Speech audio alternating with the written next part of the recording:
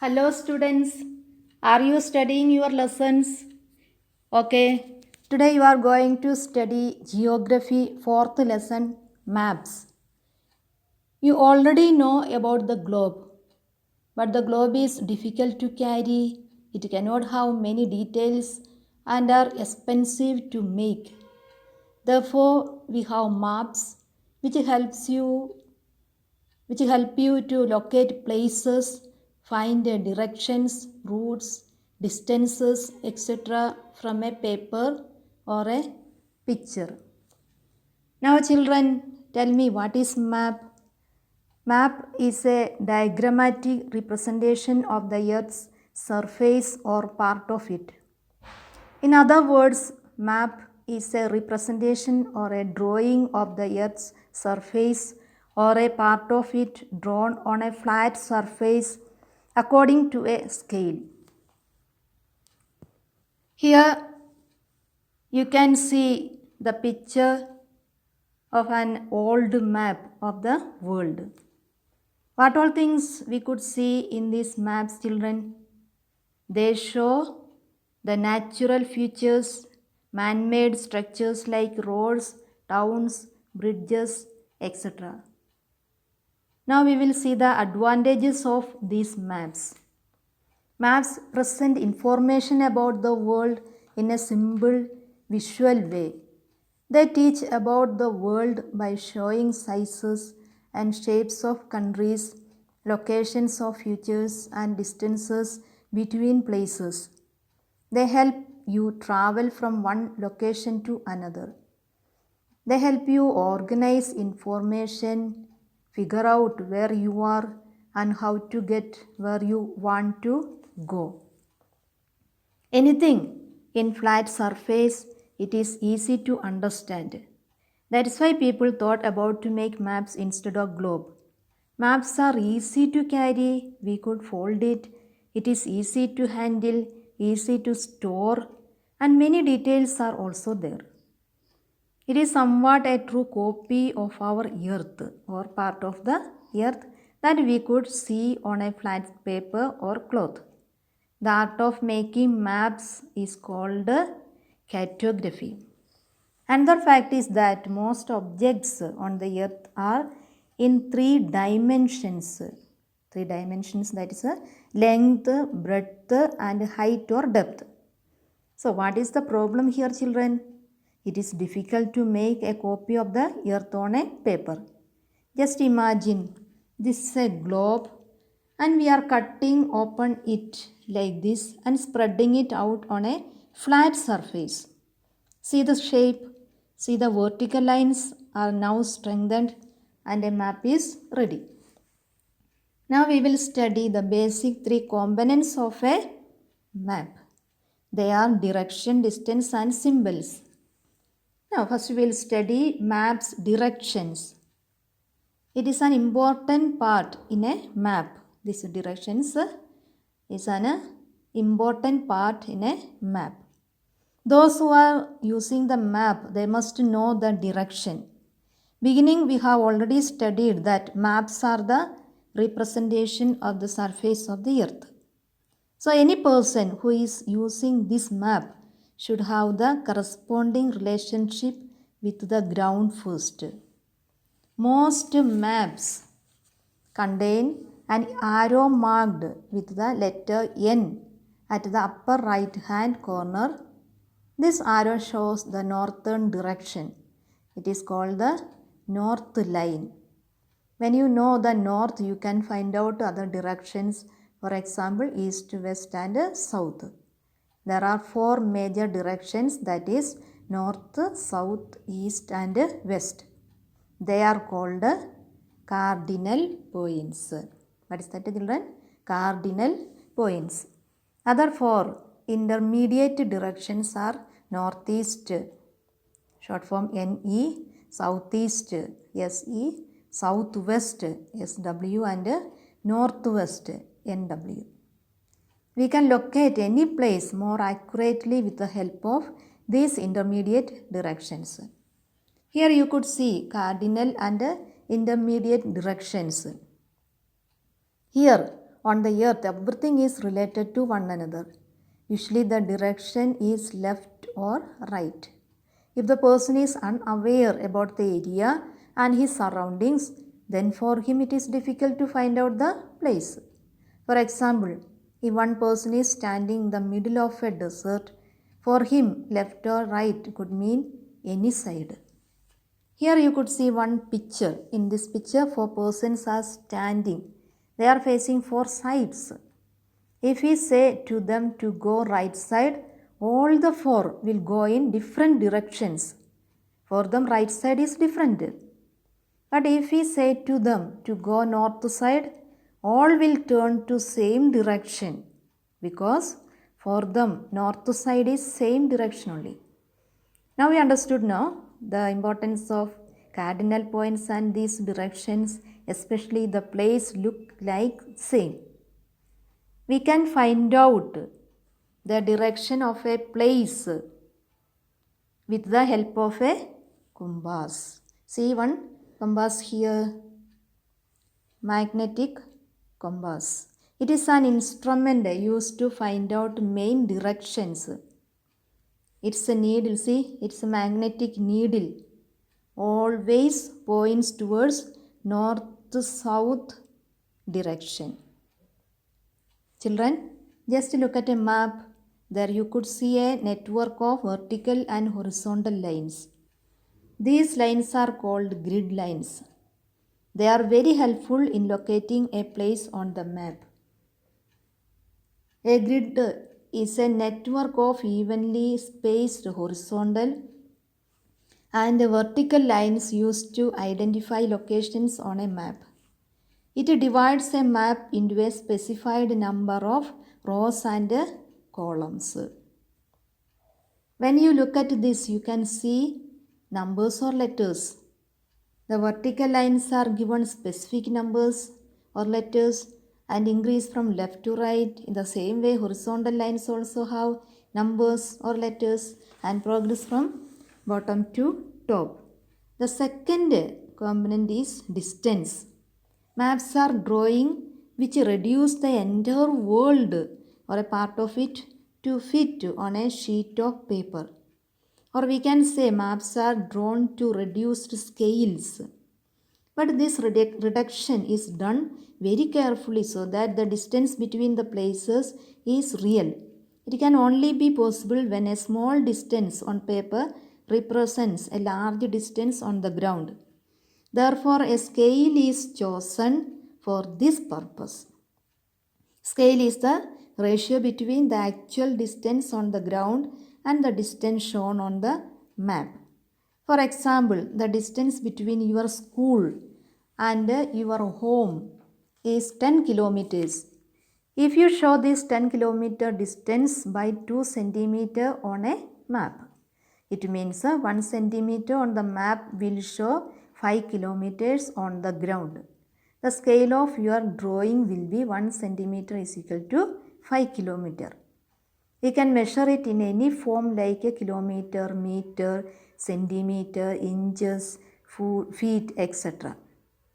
Scales may also be written as 1 centimeter bar 5 kilometer or 1 centimeter is equal to 5 kilometer. This is called the representative fraction. What is that? Representative fraction. The scale is very important in any map. If you know the scale, you will be also able to calculate the distance between any two places on a map. Now, verbal or statement scale. Verbal or statement scale gives a written description of the scale. For example, when we see 1 centimeter is equal to 10 kilometer, means that 1 centimeter on the map is equal to 10 kilometer on the ground. This is verbal or statement scale. Graphical scales are shown in a diagrammatic form. One person could use a divider or a thread to measure the pointed scale and then measure distances on the map. That is a graphical scales.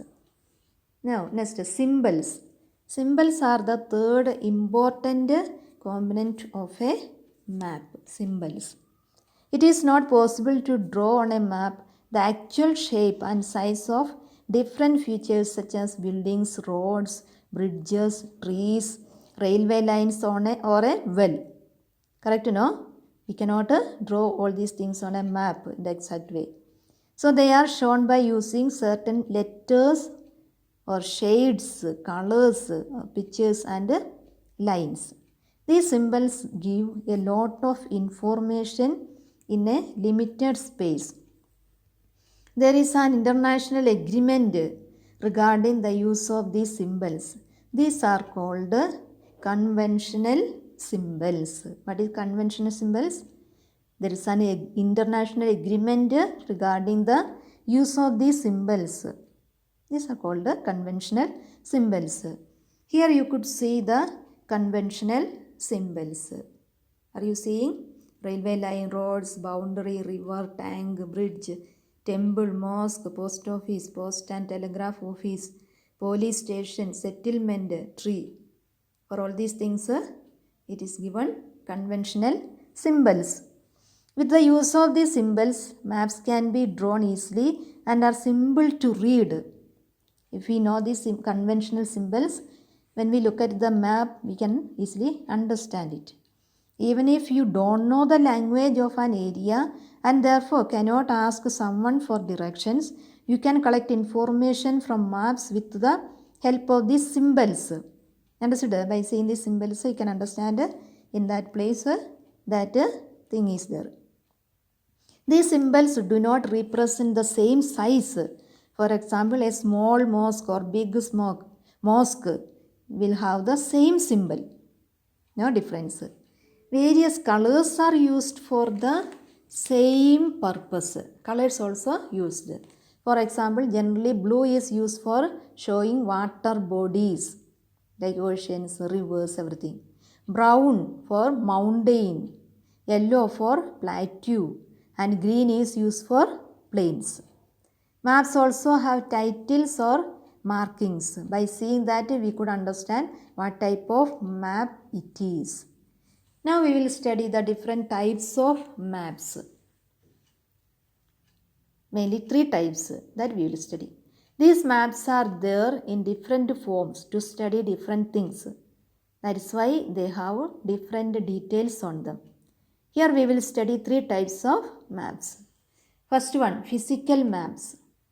What is that? Physical maps.